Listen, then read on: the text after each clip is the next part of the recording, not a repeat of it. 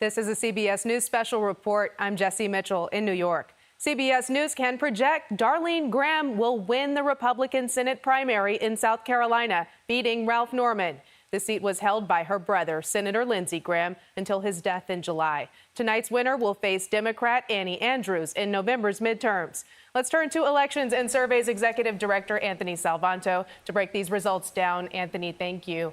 President Trump appointed the politically inexperienced Graham to her brother's seat, then campaigned for her, endorsed her in this campaign. How did that play out in these results? So the political narrative out of this is that in these primaries, the Donald Trump endorsement counts for a lot. So, you saw her prevail here. It was a little bit closer. This was a runoff than it was if you compare just her and Norman in the initial primary, if you just compare her vote. So he tightened the gap a little bit, but obviously not by enough. Turnout wasn't quite as strong as perhaps his campaign might have wanted or expected, but still, I think the takeaway from this is going to be the power of that Trump endorsement among Republicans. And we will see that magnify as she heads into November now. We want to turn to South Carolina, where senior White House and political correspondent Ed O'Keefe is keeping track of all of these votes. Ed, what's the atmosphere looking like down there tonight? Jessi, it sounds like Darline Graham may have just entered the building as her supporters are looking off to a door where she might come in here in just a few moments to address this small crowd of a few dozen that are here in Columbia, South Carolina, state capital. Remember, this 62-year-old woman who has been in charge of South Carolina's commission that oversees care for the blind in this state was not expecting to spend her summer this way. But her brother died, of course, in early July at the age of 71 unexpectedly, and she was appointed to this seat by the governor, who was under pressure from President Trump and the senior senator now, Tim Scott, to appoint her. The thought was she might just fill out the term through January, but within days she signaled she was interested herself in running outright for her brother's term. He was up for re-election this year regardless. So South Carolina Republicans have been asked to vote several times this summer to pick their nominee for the U.S. Senate.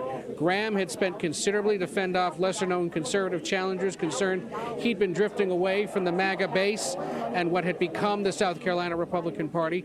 As Anthony mentioned, President Trump, quite influential and still quite powerful in this state. He won it by 18 percentage points in 2024. He came down here to the Myrtle Beach area, what they call a PD area, South Carolina, on Friday night and said, "Vote as if I'm on the ballot." Well, the instructions were heard and delivered today by ruby red Republicans in that part of the state, where she won overwhelmingly. She's won here in the central part of the state.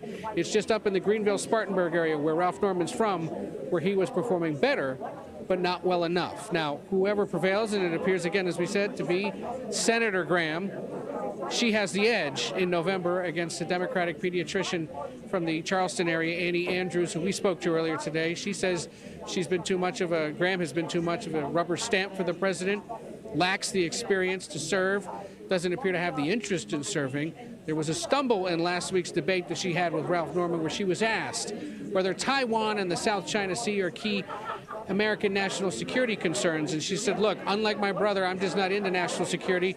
I'm more concerned about domestic matters like affordability, the cost of living, so I don't know. And there was a thought that that might have been a fatal stumble for her chances. Instead, she turned around over the last several days and said, look, I'm not a professional politician.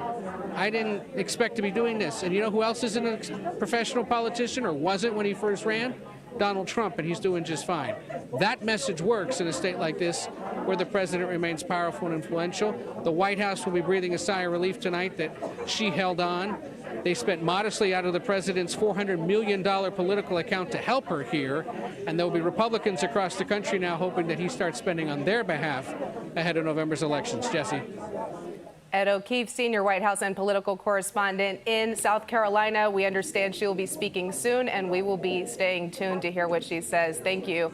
And thanks again to our Surveys and Elections Executive Director, Anthony Salvanto. Once again, CBS News projects Senator Darline Graham will win the Republican Senate primary in South Carolina. Our coverage will continue on CBS News 24/7, your local news, and on CBS Mornings. This has been a CBS News special report. I'm Jessi Mitchell in New York.